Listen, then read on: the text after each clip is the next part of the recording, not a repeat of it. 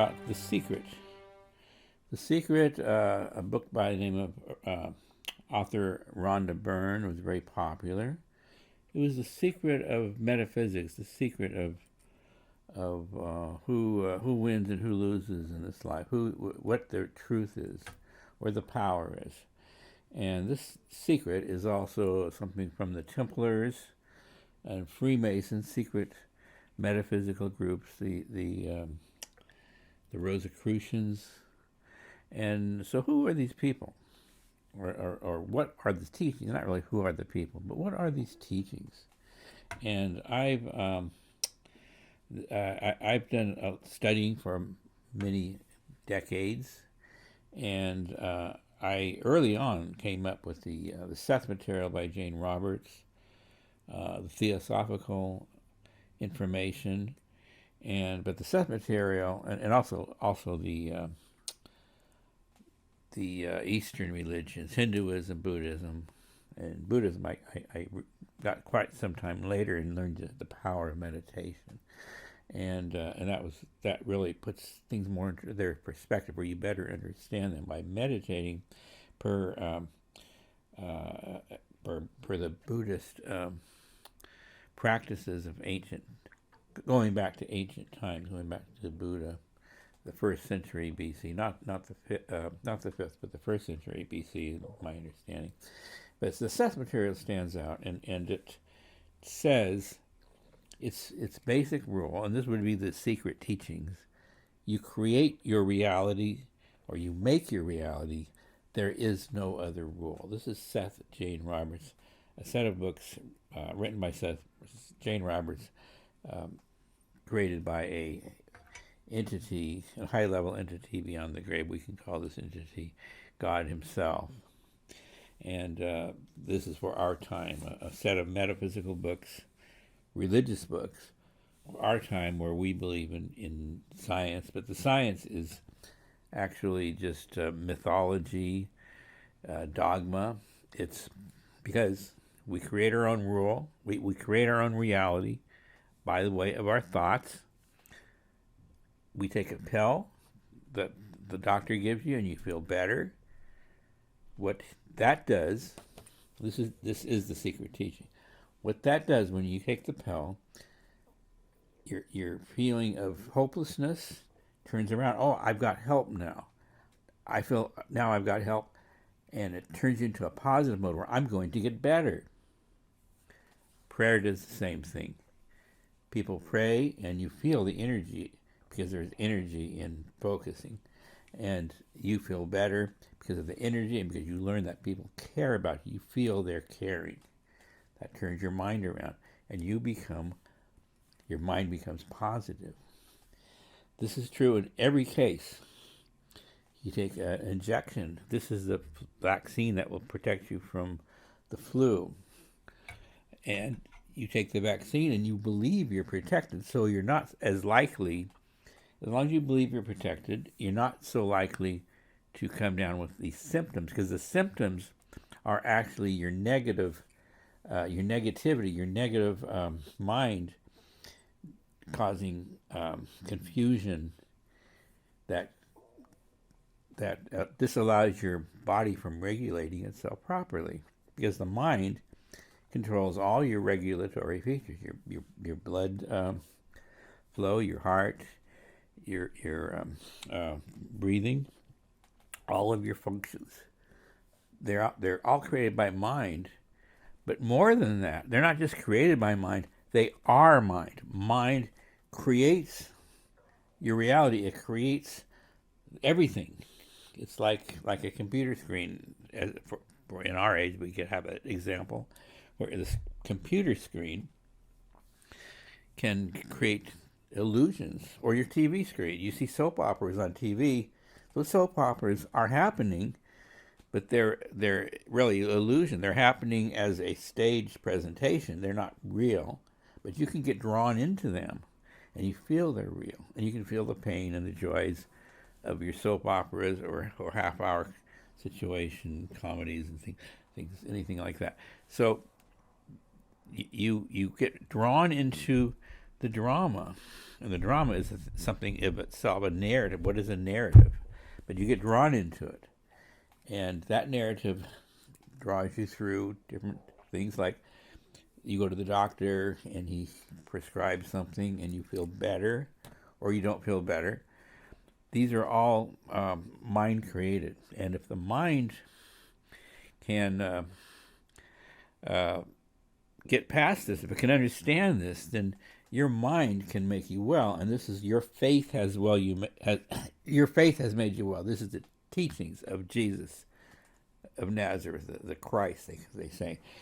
This is the teachings of the Christ. Your faith has made you well. It isn't he that did. It's your faith. He's saying your mind has made you well. Your mind has made you well. Your thoughts, your positive mind has made you well. And all of medicine is the same. If you have an operation to cause it for a problem, that operation makes you feel like you're going to get better. And it's kind of tricky, because if you break your leg, it has to heal. But that's also a mental construct. It can heal instantly, but you don't believe it can, so it can't. You have to believe that it can, and the medical profession comes about and says, okay, we can make it heal slowly, and you believe that it can heal slowly, so it heals slowly. But it could heal instantly, as in some of the biblical stories. If you truly believe, if you believe this mountain will move from here over to there, then that mountain will, if you truly believe, then the mountain will move from here over to there. So that is the secret teachings. That's it. That's the teachings of Jesus. It's the teachings of Buddha, the teachings of Krishna. It's metaphysics. It's a theosophical teachings. Everything is mind. And quantum physics is now coming to understand that. Wow, everything is mind, because they're finding that the observer can influence what he's observing. If you change the observer, the observed might change. That doesn't work in a hard, solid world. A hard, solid object cannot change except by some magical process from without. But here within, the actual observer is changing the observed. And that is because everything is mind. The observer is mind, as is the observed. The observer is part of the process of the observation. So that's what I'm trying to get to. Now I've got a few things I want to look through. You create your own reality. What we think and believe will become our reality. Here we go. Mind is the steering wheel. This is a new idea I've come up with, just try to explain this. We exist as persons and we think. But what is thinking? What are we doing when we think? Well, when we think, we're thinking about what we want to do. In the morning, you go, I want to have a ham sandwich for lunch. One of my favorite stories. I want a ham sandwich for lunch. So, and then you forget about it. And then at noontime, you just go to the deli and have a ham sandwich, because you've already set that up in advance in your mind. And that's what you do. Everything is like that. You set it up in your mind, and then you just proceed to go do it. And you might have set up in your mind what you want to do in this life before it ever begins. And now that's unfolding. And so this is what they say it would be predetermined. It's all predetermined because you thought it in your mind before you did it. And you might have done this individually and collectively, maybe with your friends. You all want to come in together and pursue this issue, and you do it. You that's what you do. So let me go on here. So the steering wheel. So think of your mind as a steering wheel of a car. And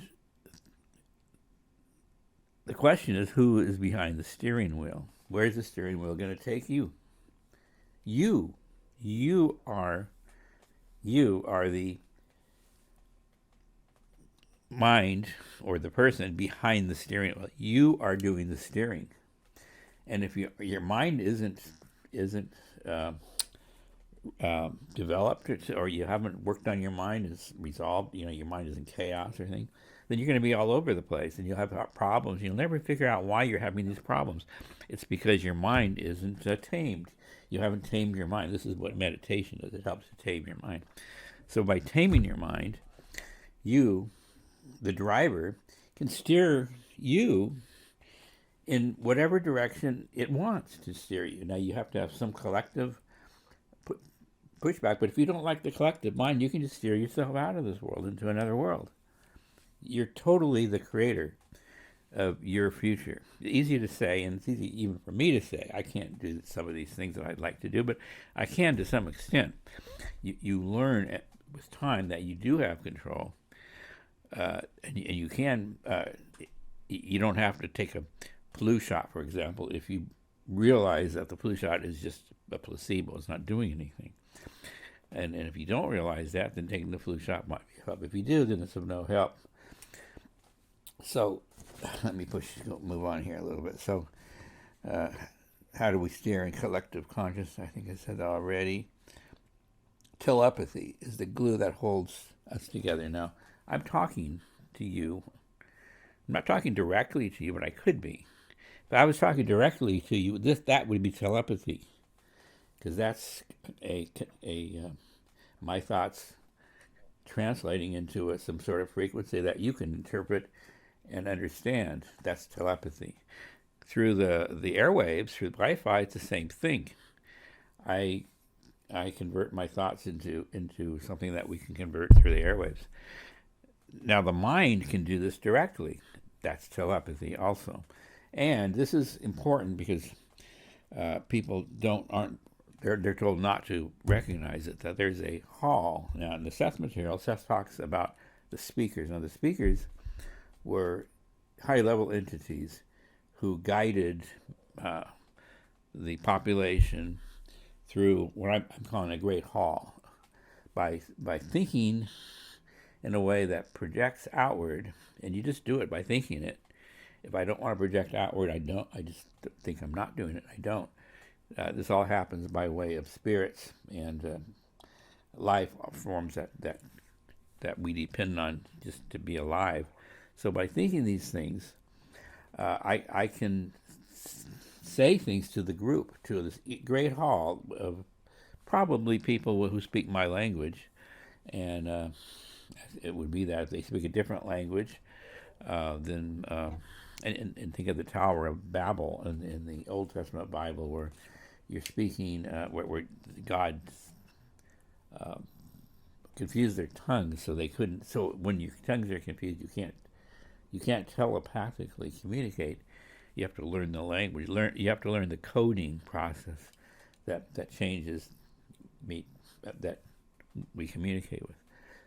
So anyway, the inner hall is that is where not just ideas but everything, deals are made. Deals are made in the inner halls.